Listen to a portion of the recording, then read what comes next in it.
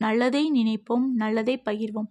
பருந்த எதிர்த்து போராடுற ஒரே இது பார்த்தீங்கன்னா அது அண்டங்காக்காங்க. அதுக்கு இங்கிலீஷ் பார்த்தீங்கன்னா ரேவன் சொல்லுவாங்க. அந்த அண்டங்காக்கா என்ன பண்ணும் அப்புட்னா பருந்தோட முதுகுலயே உட்காந்து பறக்குமாங்க.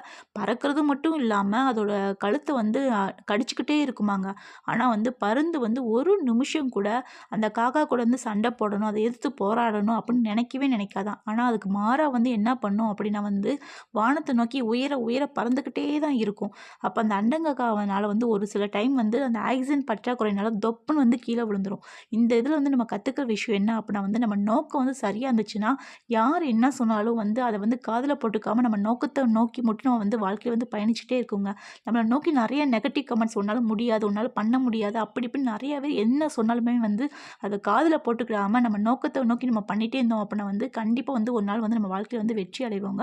உங்களுக்கு இந்த வீடியோ பிடிச்சிருந்துச்சுன்னா ஒரு சின்ன லைக்கும், சப்ஸ்கிரைபும் பண்ணிக்கோங்க. எனக்கு அது மோட்டிவேஷன்